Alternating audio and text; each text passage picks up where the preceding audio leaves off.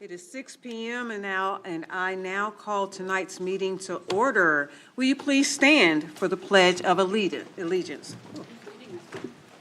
Led by Overland Park Elementary.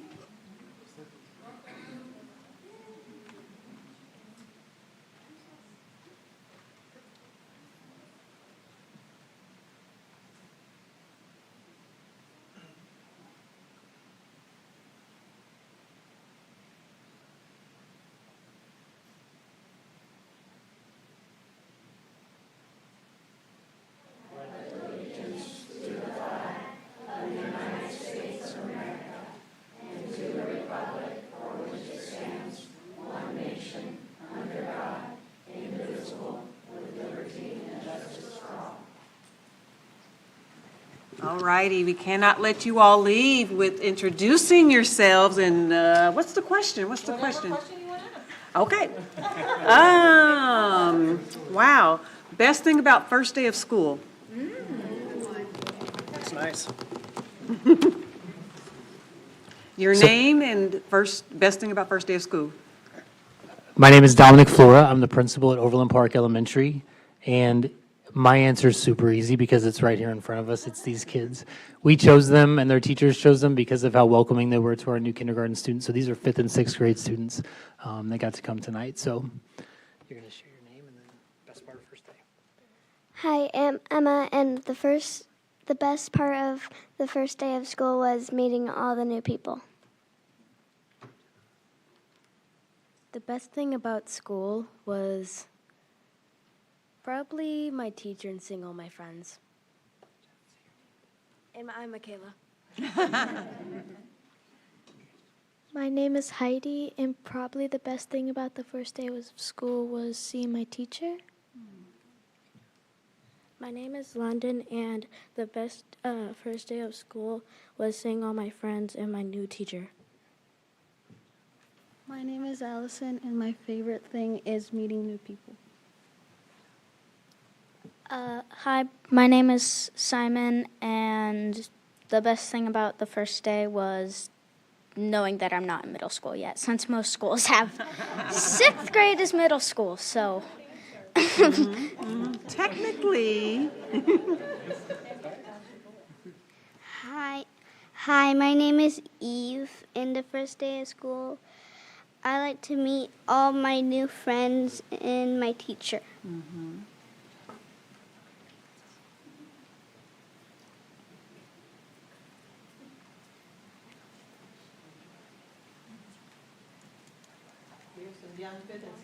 Yeah. Some siblings, we can't leave siblings out. Oh, right. And They get a pass if they don't want to do it. we're glad they're here either way. Okay. I'm Maggie Carter. I'm the administrative intern at Overland Park, and this is My daughter, yes. Tell them your name. Ellie. Ellie. And she's an honorary bulldog tonight. She's really a Benninghoven Knight. So. Well, thank you, everyone. Thank you. So now to the adoption of the agenda. Can I get a motion to adopt the agenda as presented if there are no changes? Move approval, Borgman. Can I get a second? Second, Sinclair. All in favor, say aye. Aye. All opposed?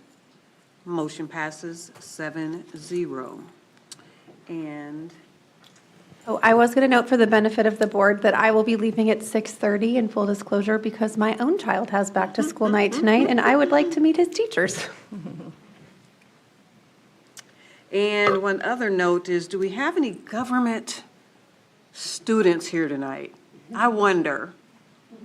Can you introduce yourself? I see some hands. Can you introduce yourself? And let's see, bonus points if you do your school fight song. I saw some hands. Don't chicken out now. I saw the hands. Presley Borgman. I saw the hands. At the very least, you have to introduce yourselves. Yeah. Tell us the best thing about your first day of school. Presley.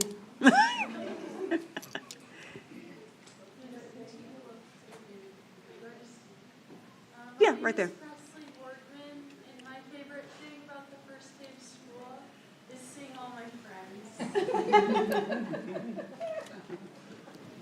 I'm Caroline Colster, and the best thing about my first day was meeting all of my teachers. I'm Ava McMahon, and the best part about my first day was also seeing all my friends. I'm Bobby Dubs, and my favorite part of the first day of school was getting to see my new classes. I'm April Bird, and my favorite part about my first day of school was also meeting my teachers. I'm Ethan Patton, and my favorite thing from the first day of school was meeting my friends. My name is Ethan Patton. My favorite part about first day of school was seeing all the teachers. Yeah. My name is Josephine Tran, and my favorite part about the first day of school was just seeing my friends again.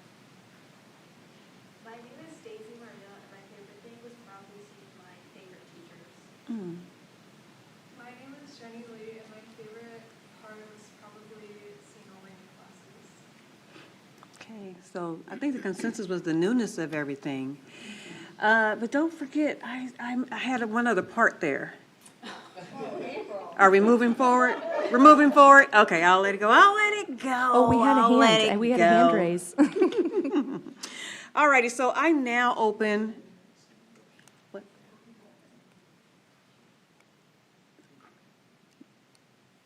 Oh, no. All righty, I now open part one of the revenue neutral tax rate hearing. So, the Shawnee Mission School District intends to exceed the revenue neutral tax rate for the 2025-26 school year as established by KSA 79-2988. Johnson County calculated the Shawnee Mission School District's R&R at a mill rate of 48.525. The district intends to exceed this R&R with a proposed mill rate of 50.835.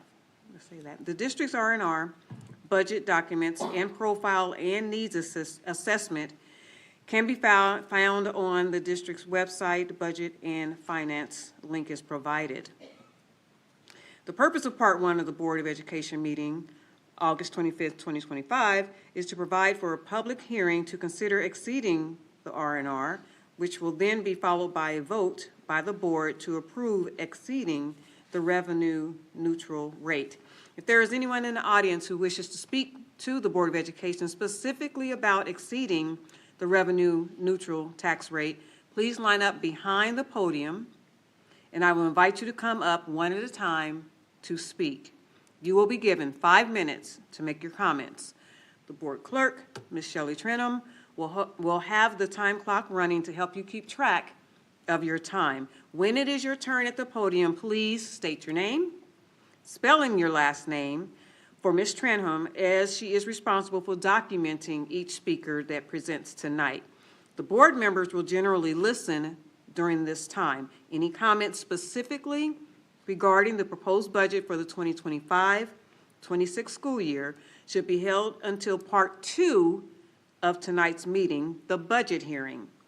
So to reiterate, this is the revenue neutral tax rate hearing, and Part 2 will be the budget hearing. So, is there anyone else? Nope, sorry. Okay, we're ready.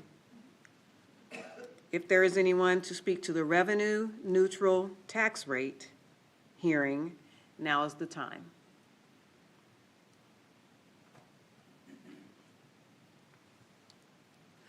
So seeing no further. Yep, no speakers. So seeing no further interest in public comment, the revenue neutral rate hearing is now closed. I ask now Dr. Schumacher to read the recommended action. Yes, I do recommend adopting the resolution to exceed the revenue neutral tax rate for financing the annual budget for the 2025-2026 school year. And do I have a second? What? I move approval. Second, Borgman. All in favor? I will read the resolution now for exceeding the revenue neutral rate.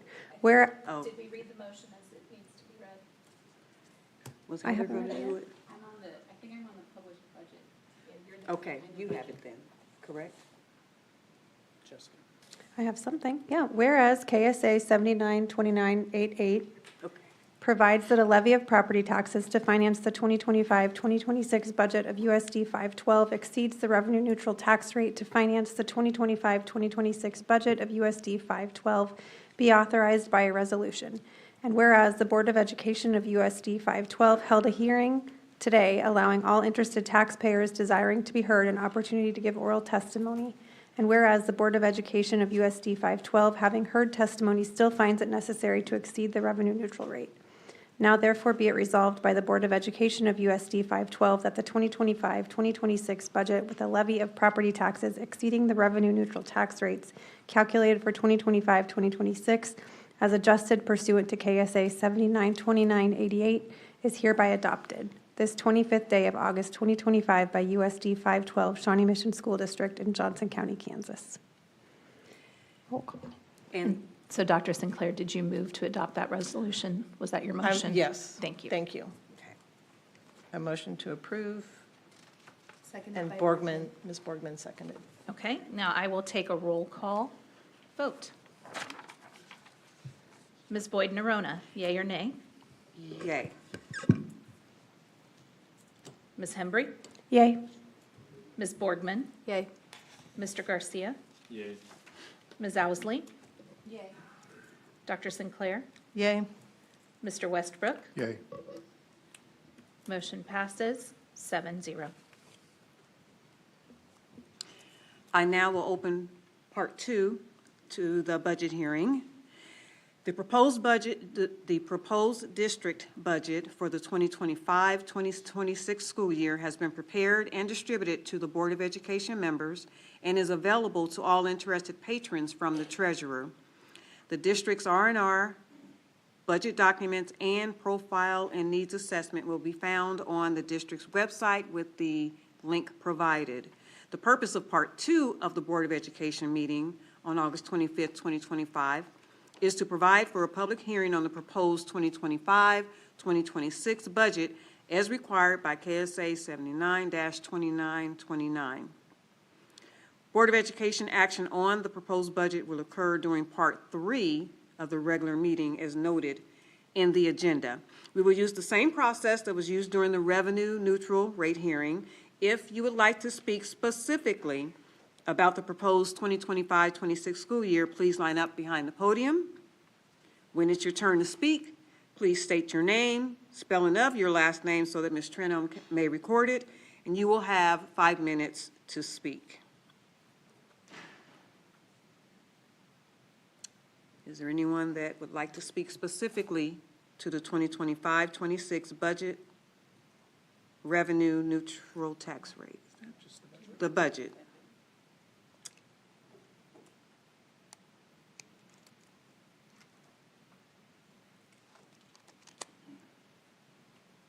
Okay. Seeing no interest in public comment, the budget hearing is now closed. Are we? Yep, good to go. I don't make mine until later. Okay. So this now opens Part 3, the regular meeting. So we have 5 sets of meetings dating back to July 21st. So unless there are any changes or edits, I'll seek a motion to approve those minutes all at once as presented in items 4.01 through 4.05. Move approval, Hembry. Second. Second, Owsley.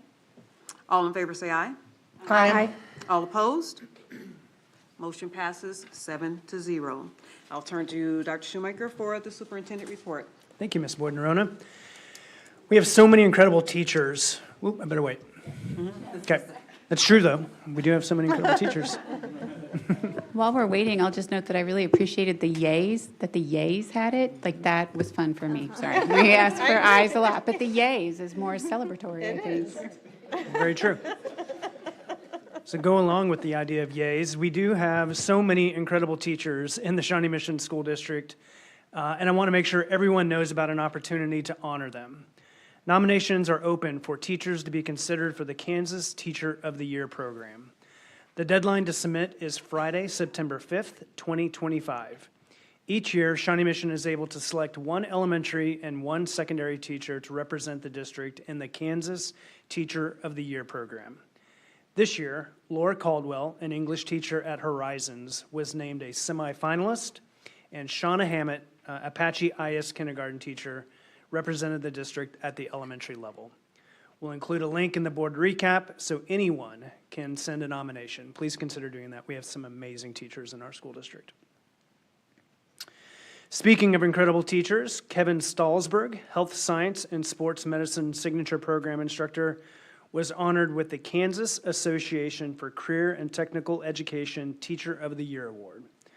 This recognizes the finest career and technical teachers at the secondary level, who have demonstrated innovation in the classroom, commitment to their students, and dedication to improvement of CTE in their institutions and communities.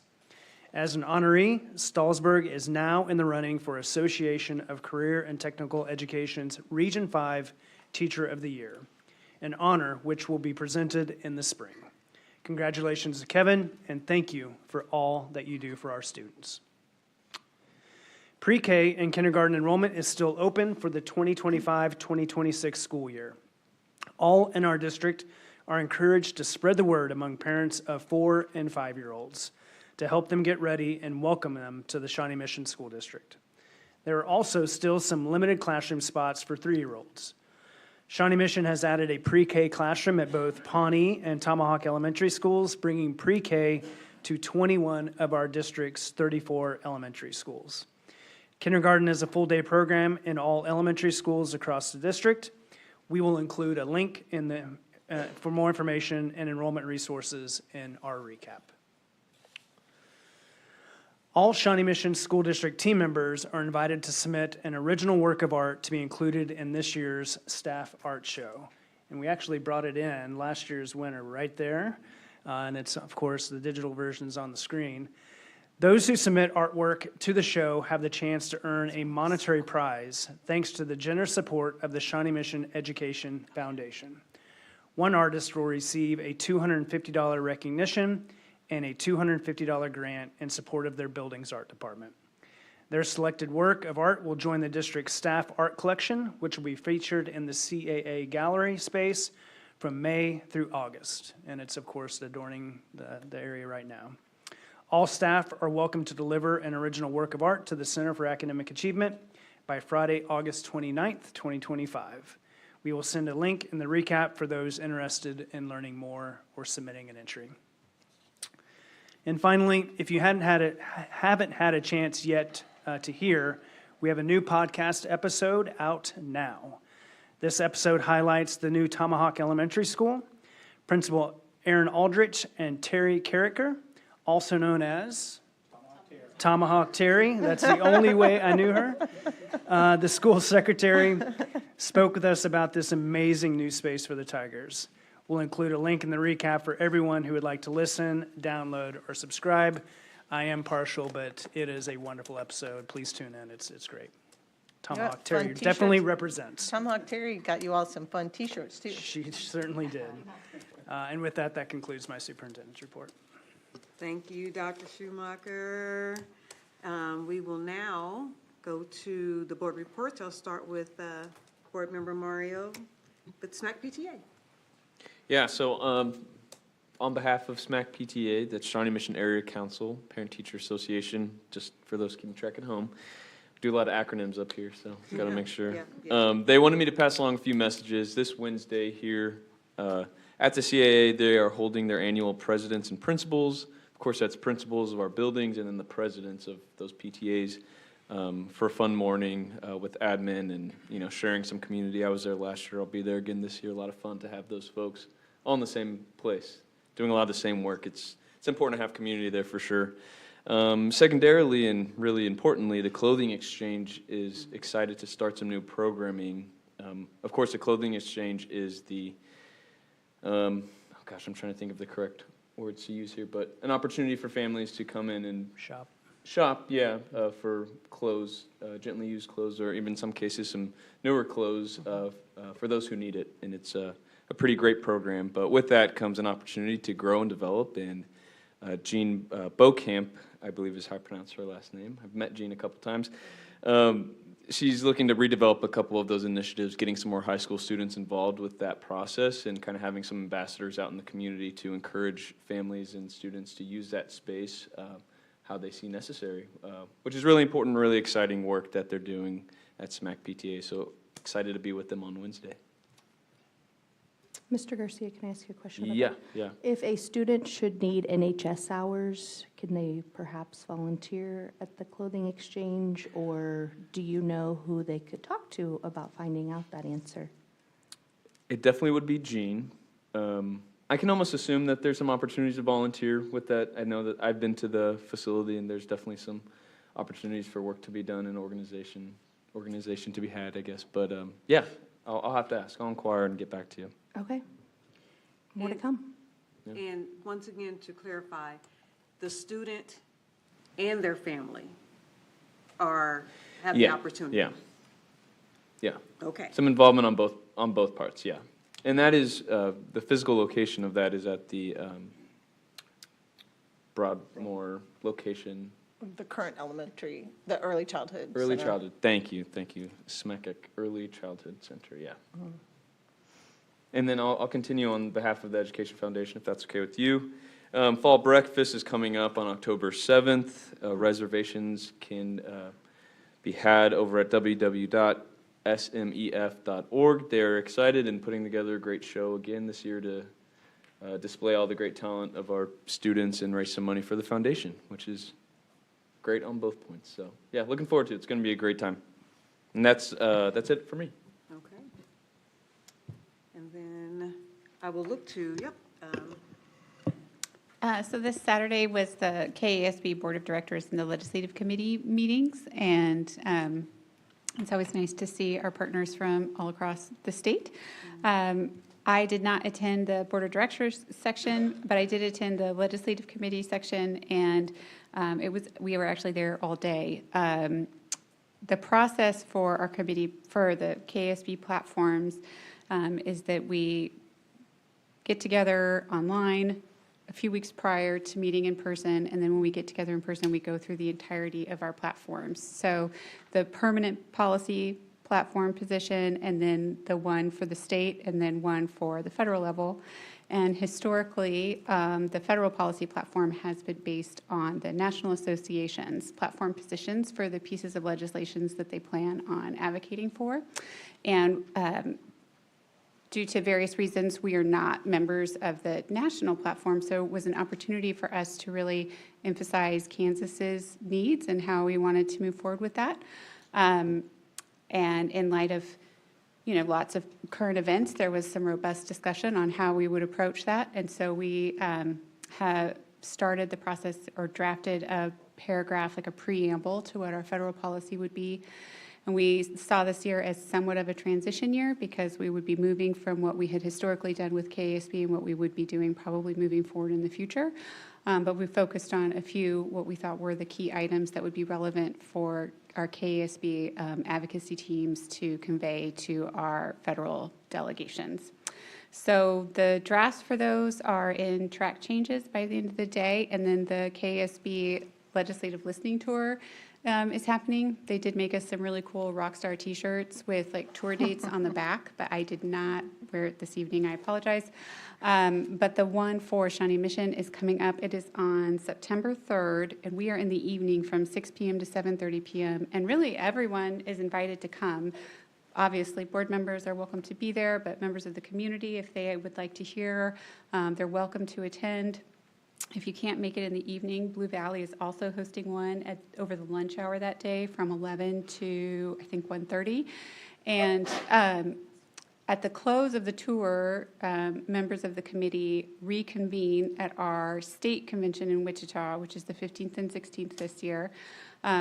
We convene together just as a committee to see if there's anything that we received feedback-wise from our local boards or our local communities. And then there's a vote. This year it will be on Saturday morning to adopt it for KASB. So that was a lot of information, but it was longer this year than it has been in previous years, simply because we were really strategically looking at the federal level. So if anybody has any questions, they should be sending out, KSB will be sending out the draft language for the boards to review. We can put that in board docs, but then also it'll be made available at the listening tour here in a couple weeks. So I think that's it for that. And then just briefly, on the Policy Review Committee, we are scheduled to meet on Friday, September 5th at 8:30 in the morning.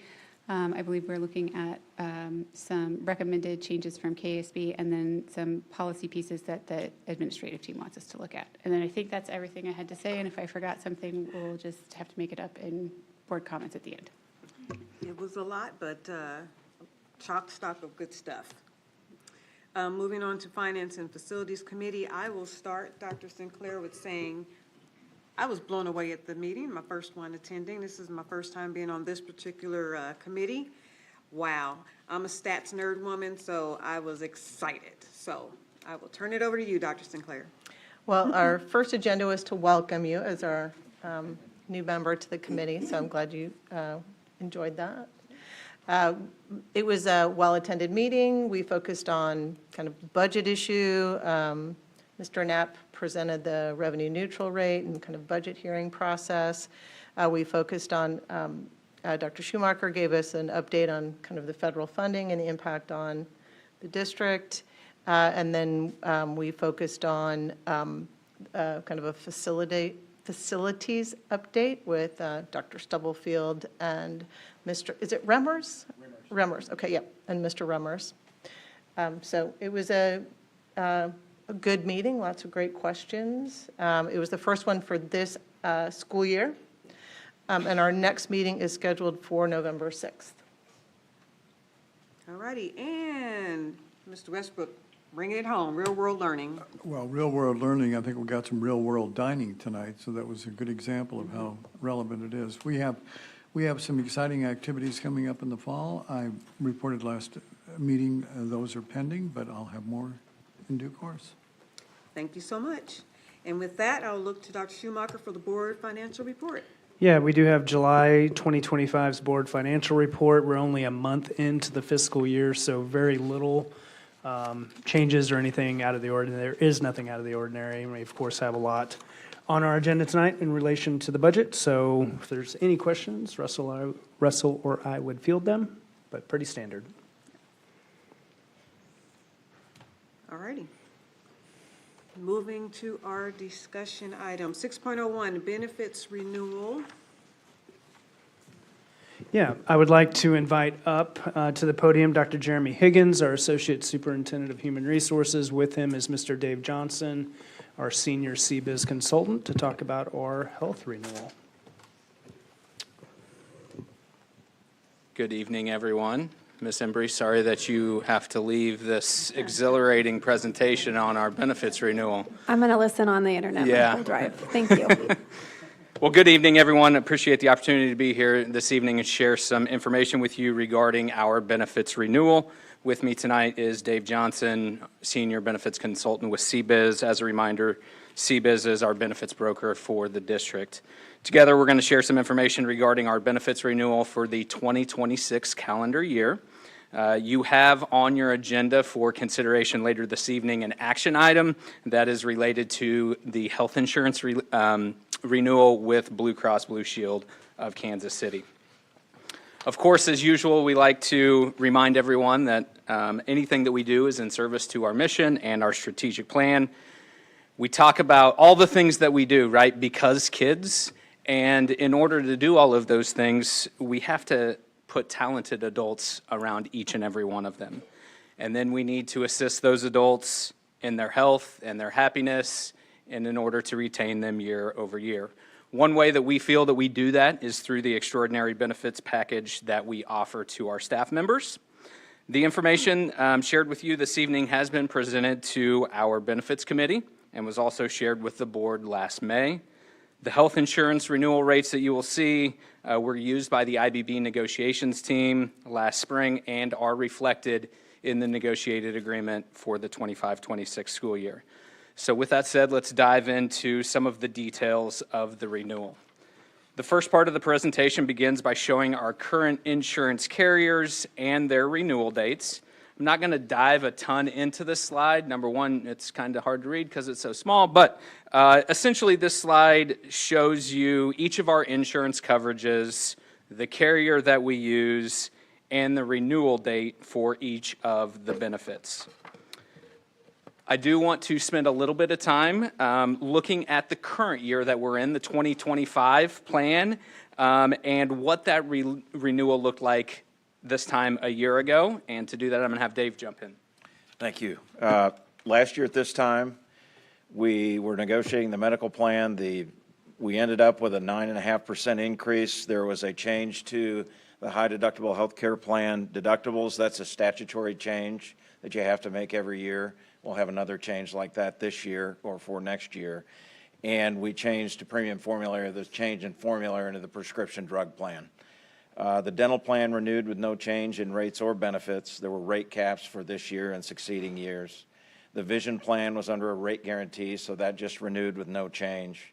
The life insurance, same thing, that renewed until just now. We'll have that renewal to be effective 1/1. And then the voluntary short-term disability renewed with no rates or changes in benefits for until this year. So that was for the 2025 calendar year. Let's look forward into the 2026. I want to start with the ancillary renewals.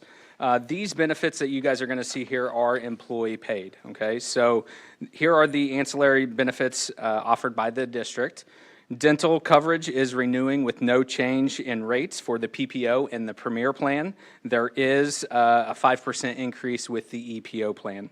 Vision insurance is currently in a rate guarantee, and it will not renew again until 2029. Life insurance, accidental death and dismemberment, and voluntary life renewed with no change in benefits with a 3-year rate guarantee through January of 2029. And then short-term disability is being renewed with no change in rates or benefits with a 2-year rate guarantee with that next renewal coming in January 2028. We have several other voluntary products that are available to all of our staff members. You can see those listed here. We had several changes within these coverages last year, so happy that all of these products are renewing under the previous terms with no changes in the rates being made, okay? Now to the big one. Let's transition to our medical plan renewal, which obviously is the big item when it comes to our benefits. As I mentioned earlier, all of this information was presented to our benefits committee last May for their input, their feedback, and their recommendations. As a reminder, our benefits committee is made up of certified staff members, classified staff members, and administrators. They are an advisory group. They don't necessarily make any final decisions, but they do offer appropriate and solid feedback and recommendations for consideration.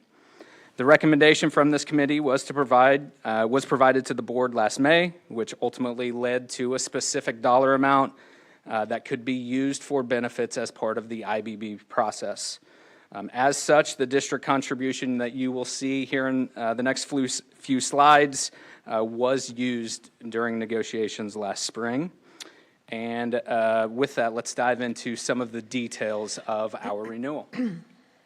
So when the insurance company provides a renewal, they base that renewal on the claims experience of the program.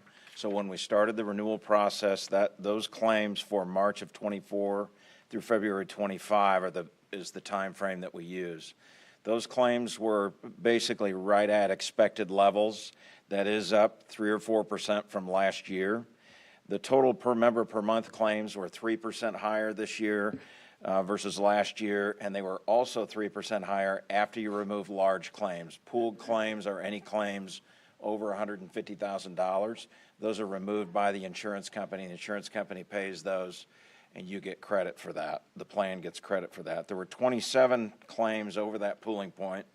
That's the same number as last year, but the dollar amount was 10% higher this year for that same, for those same number of claims. Prescription drug expenses went up this year, an increase of about 13%. You can see the numbers there, 10.9 versus 9.7. Of the 27 largest claims, 14 are for prescription drugs. Prescription drug costs per member per month are up 8%, even though the number of prescriptions are down. So this is a major element of medical inflation right now. There is some good news. Part of what the insurance company does as part of the management of your prescription drug plan, they look for alternative medicines. Many times those are generics. Now we're looking at biosimilars. Biosimilar drugs they provide the same efficacy, but it's a different makeup and they're much less expensive. Humira is one drug that actually changed effective January 1, 2025. And Stelara is expected to be another one. Humira is a major expense on the program. Actually, Shawnee Mission has several people on Humira. They switched to an alternate drug that should drop the expense very dramatically, we're hoping. 81% of all claimants incurred less than $5,000 in claims. That's a major point we need to understand when we're looking at plan design, et cetera. The vast majority of your folks are incurring, it's not that 5,000 isn't very much, it is, but at least that's a lower number that we can deal with. 77% of your population incurred less than 5,000. That's lower than the deductible on the qualified high deductible health care plan. Over half of the claims were on 3.2% of your membership. And the next page is going to show you the per member per month claims number. And the way these run, top to bottom, they run as, if you can imagine these plans, the most expensive plans, the richest plans are up at the top, and they run to the most cost-effective plans down at the bottom. So we're trying to encourage people to go down to those more cost-effective plans so that when they have claims, bigger discounts, better discounts delivered to the plan. With that in mind, I did want to show you this table, and that shows how many people are enrolled in each of our plans.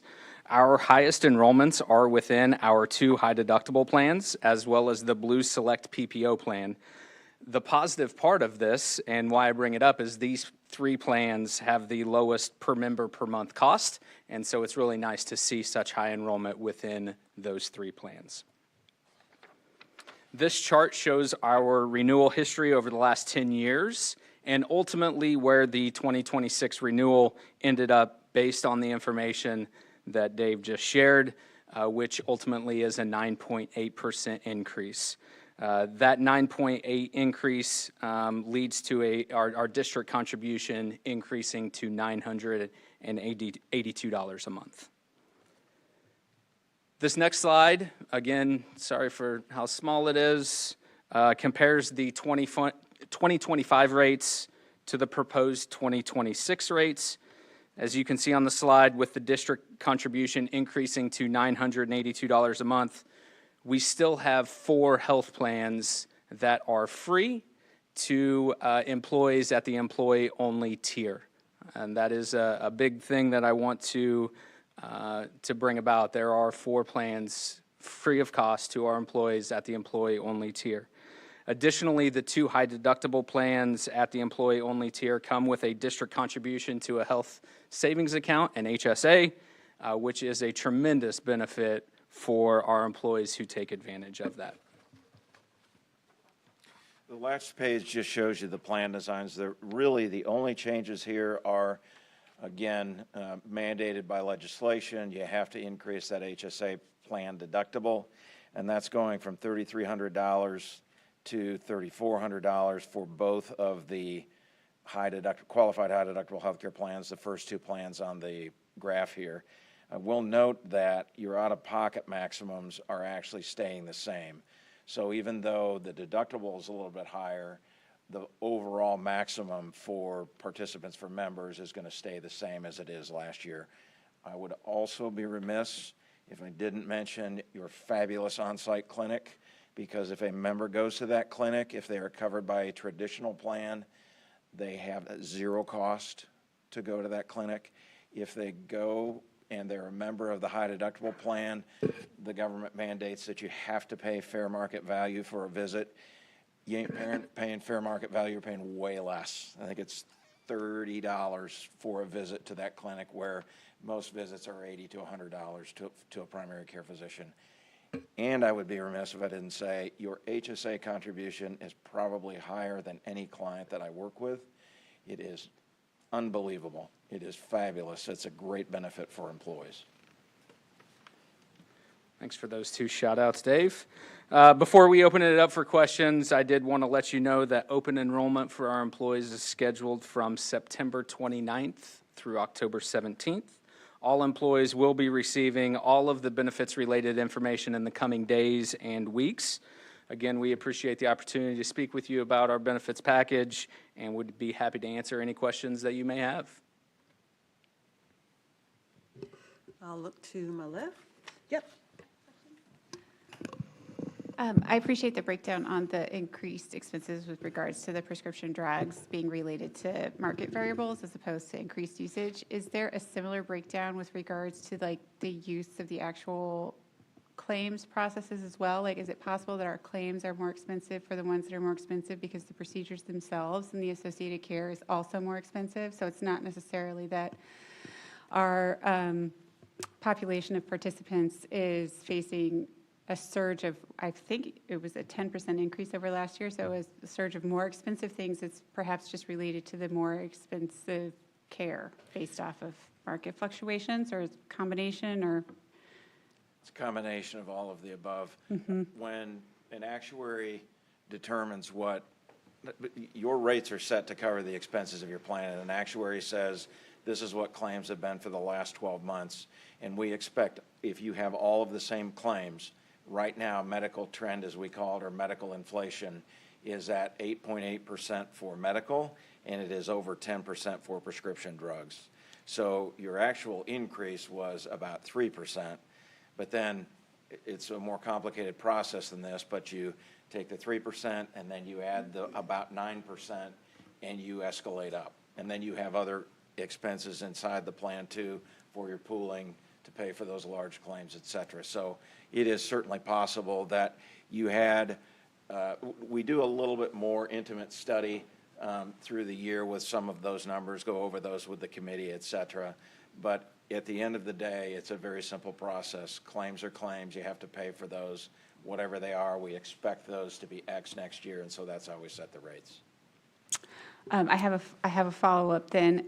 How frequently are we over or under on those estimates? I feel like last year we were actually maybe a little bit over on the estimates, but probably not going to happen this time. Over on the estimate, meaning you performed better than the estimate. Correct, yes. Actually, pretty much for the last several years you have been. Okay. And then I have one more question related to the prescription medication, moving to the generics when possible. And this is probably more of a policy question, but with regards to like moving, for example, I think you use Humira then to Stelara. And I know that in many instances, doctors may recommend that a patient not switch, specifically with the usage for Humira is, use Humira until your body no longer responds prior to switching to another drug because you don't know exactly how well you're going to respond. And I know I've heard good things about Stelara, but in the instance in which we had someone within our plan whose doctor recommended that they not switch, this is a recommendation that they move, not a mandate. Is that correct? Or am I misunderstanding that if someone's doctor wanted to say, I don't want you to move to Stelara, you could then appeal or stay on Humira if you needed to? There is an appeals process, and they go through that process. I can tell you that for Blue Cross's book of business, they cover many thousands of members in Kansas City.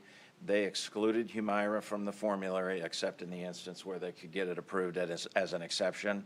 We heard zero noise. I will tell you, I was very concerned about it. very concerned specifically for Shawnee Mission because you had more than a lot of our other clients. We have heard no noise from people who have actually gone to the new drug. Gotcha. It's not I've reached the end of my expertise here. Right. So No, it's a biosimilar. Fair question, yes. Yeah, it's a biosimilar drug as opposed to a generic drug. So I was very pleased with the success that we've had so far and Okay. hoping we can find more drugs like that. I'm all about finding more affordable drugs. I'm on board there. And I'm glad to know that there is an appeal process Yes, should someone need to utilize it. So thank you. Thank you very much. I appreciate it. I just kind of want to continue on the prescription drug discussion. I do think that there is a strong case for some branded medications versus generics. And so I would just ask that we pay close attention to that if people are concerned about their branded not getting covered. Because I do know that, yes, while some medications, the generic may be a safe alternative, there are others that I know that patients may have concerns. Duly noted. And when the formulary is the approved list of prescription drugs that's used for patients to use, and those are set by pharmacists. They're not set by insurance guys, luckily. So there's lots of expertise that goes into that. I can tell you there has been a lot of emphasis on formularies and prescription drug lists and the like especially for the past 2 to 3 years. I have to reiterate, I've been very pleased that we have heard very little noise. And trust me, there will be noise if there is an issue. So lots of people have a great process to utilize. If they feel like they're not using the right drug, if their physician helps them, they have a process to use whatever drug they feel like they need to. Great. I will also share any of our employees who have questions related to their prescription. We have benefits coordinators here in the district that can certainly, may not get them the exact answer that they need at that moment, but can help them find the answers that they need. So definitely want our employees to reach out to HR, speak with one of our benefits coordinators if they do have questions. Okay, great. And I know that for many of our employees, this is, maybe their first job or their second job. And so sometimes insurance can be as clear as mud. Breaking news there. But do we have people at schools that can help them navigate this process in terms of what's the best plan for me? Yeah, so good question. All of our new hires went through orientation process before they came on board, and speaking with Drew Stamm, one of our benefits coordinators, was part of that process, so they got information then. During the open enrollment process, one of the options to select benefits is to call in. We have a call center that our employees can call in, set an appointment, and speak with someone about the different benefit options and what works best for them. Thank you.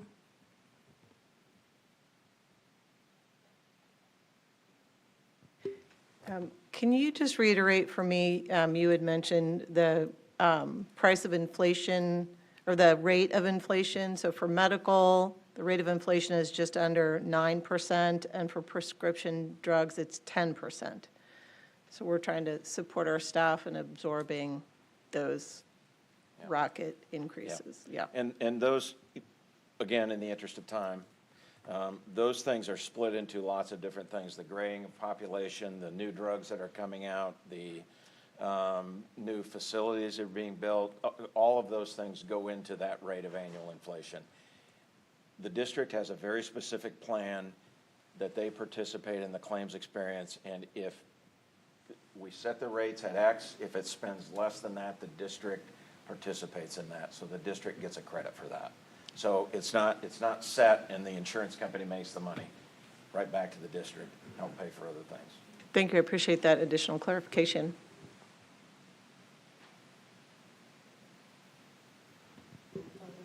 Just thanks to Dave and the team. You guys do an amazing job setting us up for success. Thank you. Thank you.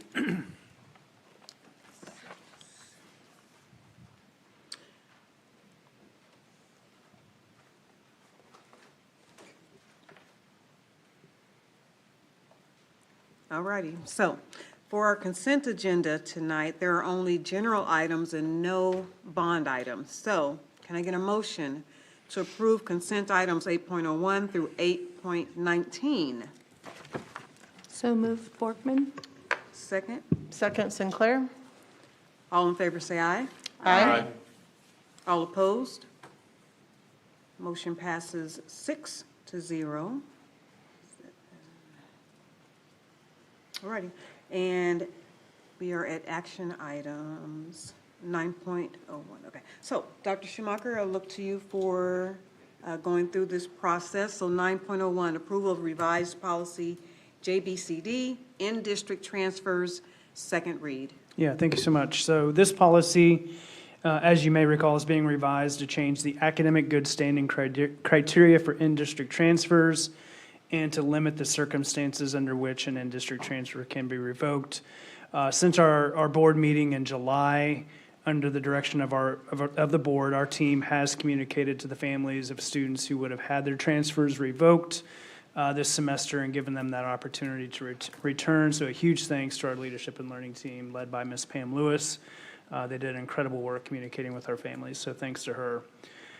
Per the policy language before you tonight, I've not received any suggested edits or additions to the draft language that you saw on July 21st. Therefore, I do recommend approval of the revised policy JBCB in district transfers. Okay. Then can I get a motion to approve? I'll make that motion. Second? Second, Garcia. All in favor, say aye. Aye. All opposed? Motion passes 6-0. 9.02, approval of revised policy JBCD, open enrollment, second read. Yeah, very similar to the previous one, of course. This policy is being revised to clarify the disciplinary good standing criteria. Per the policy language before you tonight, I have not received any suggested edits or additions to the draft language you saw on July 21st, and so I do recommend approval of revised policy JBCD, open enrollment. I'll also make this motion. Owsley? Second? I'll second. Westbrook. All in favor, say aye. Aye. All opposed? Motion passes 6-0. 9.03, authorization to renew the medical insurance program with Blue Cross and Blue Shield of Kansas City. If I could, just a thanks to our policy review committee. That was a lot of work that went into that. I should have said that. So thank you to our policy review committee. We got through it. It was a lot of work, but really proud of what we've done. So probably should have said that before. Ditto. But anyway, 9.03. Thanks to Dr. Higgins and his team for the great work that led up to this recommendation and for their detailed presentation tonight. Thanks, Jeremy. As we've discussed in the past and as he illustrated in his report, we've already negotiated these rates and budgeted for them. So I do recommend authorization to renew the medical insurance program with Blue Cross and Blue Shield of Kansas City, effective January 1, 2026. With a 9.8% increase in overall plan cost and increasing the district contribution by 9.8% to $982 per month. This cost will be paid from all fund sources that include personnel. Can I get a motion to approve? So moved. Owsley? Second? Second, Westbrook. All in favor, say aye. Aye. All opposed? Motion passes 6-0. Okay. For 9.04, approval of resolution of LOB percentage, I'll have Mario read the resolution. Be it resolved that Unified School District Number 512, Johnson County, Kansas, shall be authorized to make a local option percentage in an amount of 33% for the 2025-2026 school year. Okay. I move approval. Second. Borkman. All in favor, say aye. Aye. All opposed? Motion passes 6-0. 9.05, adoption of the 2025-2026 budget. I'll have Heather read the budget motion and wording. And I need to read this verbatim. So I move approval of the total published budget in the amount of $618,209,561 for the 2025-2026 school year. The district has completed state budget forms as provided by the Kansas Department of Education following specifications in Kansas statutes annotated 79-2926. In preparing the budget each year, the Board of Education conducts an assessment of the educational needs of each attendance center in the districts in accordance with Kansas statutes annotated 72-1163. Such profiles and needs assessment has been published on the school district's website. The profiles and needs assessment has been provided to the board, was evaluated by the board, and used by the board in the approval of the district budget. The district's budget, summary of the proposed budget, the needs assessment, and the state assessment documentation is on file at the Center for Academic Achievement and available on the school district's website on our budget and finance page. Following the adoption of the 2025-26 budget, the approved budget will be filed with the Kansas Department of Education and the Johnson County Clerk prior or before September 20th and October 1st, respectively. Thank you. Can I get a motion to approve? Move approval, Sinclair. Second? I'll second, Westbrook. Big thank you to Mr. Knapp, the leadership team, Dr. Schumacher, for crafting our budget aligned with our strategic plan and maximizing to meet the needs of all our students. Thank you for that. And I would also add that, you know, as we've alluded to, this is 6 to 8 months of work that's culminating tonight in this, of course, very large action item, but a lot of work goes into it well before today. All righty. All in favor, say aye. Aye. Aye. All opposed? Motion passes 6-0. 9.06, authorization of contract with Children's Center for the Visually Impaired. I do recommend authorization of a contract with the Children's Center for the Visually Impaired to provide supplemental staffing on an as-needed basis for the 25-26 school year. Cost for anticipated coverage is estimated to not exceed $275,000. This will be paid with operating funds through special education. Associate Superintendent Missionary Doubleline can answer any of our specific questions, but this is a standard annual contract to provide supplemental services on an as-needed basis for our students. So moved, Ousley? Second? Second, Garcia. All in favor, say aye. Aye. All opposed? Motion passes 6-0. 9.07, ratification of contract with Delta Innovative Services for emergency roofing. A bit of some context here. As you're all aware, we've had some ongoing concerns with the roofing at Horizons High School and the associated air quality because of these concerns.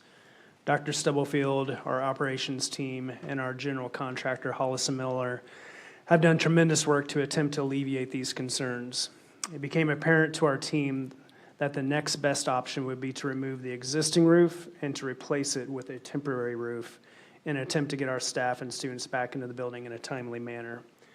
Board policy DJFAB gives the superintendent or deputy superintendent authority to make expenditures necessary to prevent additional damage to district property, to keep schools open, or to reopen schools. When that authority is exercised, we bring to you the subsequent board meeting a formal approval.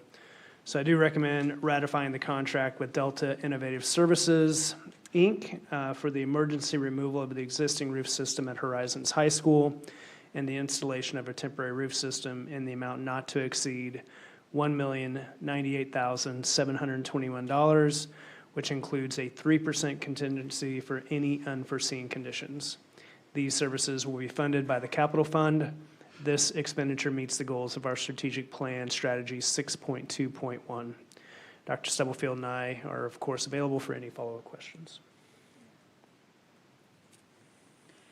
I would just like to note when we discussed this, and just going over the numbers at the. Do you want to do first sorry. and second, and then discussion? Can I get a motion to approve? Second? Second, Garcia. All in favor? Now Now I can, okay, thank you. When we were in the facilities and finance meeting, I think that was where there were a lot of numbers going on, and we were talking about acreage, and I know during the board meetings, you all hear and see the enormous amounts of funds that we approve or review, but even in the facilities and finance meeting, just hearing the numbers and just the amount of maintenance and management that we govern, it makes sense. So I should have highlighted those stats in my report. 111 acres of asphalt that we maintain, over 5 million square feet of interior facility space as well. A little bit. So, just wanted to mention that. So, did I say, yeah, motion passes then? We got to vote. Let's vote. All opposed? All in favor? Let's move back. All in favor, say aye. Aye. All opposed? Motion passes, 6-0. Dr. Stubb is very happy for his hubs. All righty, 9.08, authorization to purchase Genetec Security Center platform for CDW-G. Okay, so of course, a pretty big purchase here and very technical, and so I'm going to throw it to our esteemed Deputy Superintendent to give us some context. Yeah, I'm not going to be as technical as our friend, Mr. Lane, but I will try to answer any questions. First of all, this is we currently have these services. Avigilon is our current provider. This is for our camera system and for the software to actually view our cameras, and then also for servers and door access. So they provide all of those services for us. What we're going to do is we're going to pivot to a new vendor, Genetec, and we've had some concerns over the level of service that we've received from Avigilon. Some of our cameras have been down, and so we've kind of been blind several times throughout the school year, and that's just something that's unacceptable. So we are moving towards Genetec, which will provide us a higher level of assurances and services. Dr. Stubblefield, of the 1.2 million, a large portion was a planned server. So there's hardware and software involved. Some of that hardware are the servers that we have in our district. Those servers were going to be up for renewal anyway. We were going to need to purchase. We're going to need to purchase new servers for the district. So that was already a planned expenditure out of our ICT department. So that's 1 million of the 1.2 million that you see before you. So the $200,000 is really what we're looking for in terms of approval for the software. So, of course, we'll have other questions, but before that, I recommend the purchase of the Genetec Security Center platform, encompassing both access control and video security. The proposed vendor is CDWG, selected for hardware, licensing, and implementation services. The total investment for this purchase is $1,202,878 over 5 years, with a 5% contingency for potential unforeseen needs to be paid from capital outlay funds. This initiative strengthens our physical security posture while aligning with long-term technology modernization goals. Thank you, Dr. Schumacher. Can I get a motion to approve? Move approval, Sinclair. Second? Second, Ousley. All in favor, say aye. Aye. All opposed? Motion passes 6-0. 9.09, okay, take this one slow. Authorization for the Shawnee Mission East Choir students to travel to Budapest, Hungary, Bratislava, Slovakia, Vienna, Austria, and Prague, Czech Republic. Yeah, great opportunity for our kids, of course. Yeah. I recommend authorization of this trip with an expenditure not to exceed $400,000 for the Shawnee Mission East choirs students to travel to those places you just mentioned.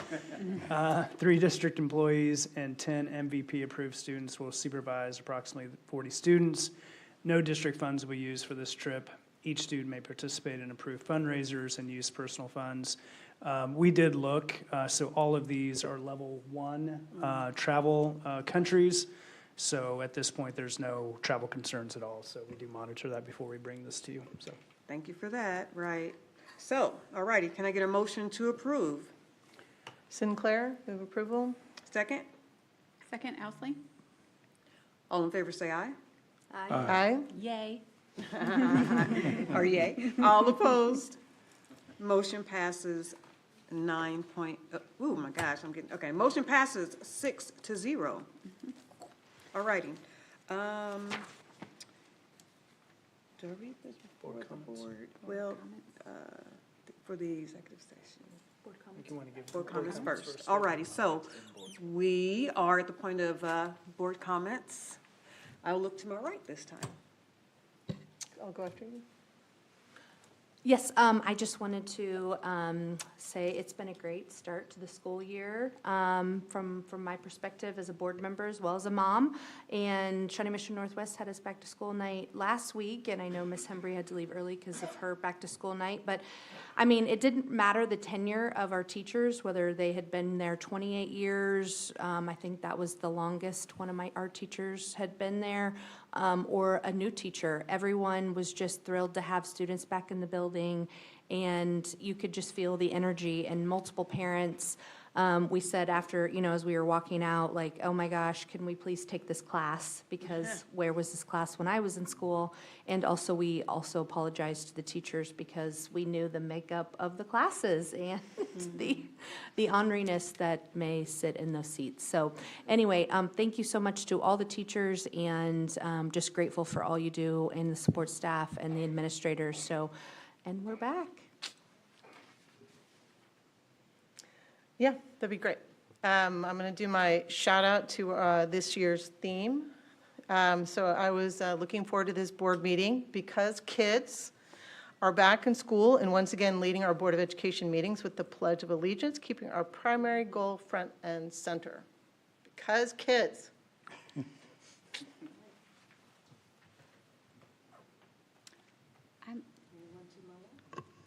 I just want to note that the pancake breakfast at Shawnee Mission East was this weekend on Saturday, and they also had a car wash, and it was sprinkling a little bit, and so I'm pretty sure those people going through the car wash were there for the band kids and the Lancer dancers, and maybe not necessarily for the cleanest of cars, but it's just really nice to see in each of our buildings we have communities that come out to support their kids, no matter what feeder pattern you're in or where you're at. There's people showing up in the rain for car washes, and so it's just nice to be a part of a community that feels that way all across the district. So welcome back, everybody. It's good to have everybody back.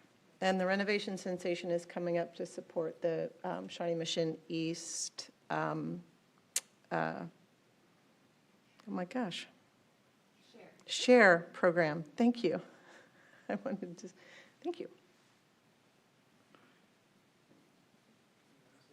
Yeah, I would like to endorse, I should confess that I have a confluence of interest. The Children's Center for the Visually Impaired is an organization I've been associated with for many, many years. I've been on their board from time to time. I'm glad to see that we're partnering with them, and I know that what we're doing there is going to be helpful to our kids. And I didn't want anybody to let the meeting go without me confessing to that with great joy and pleasure.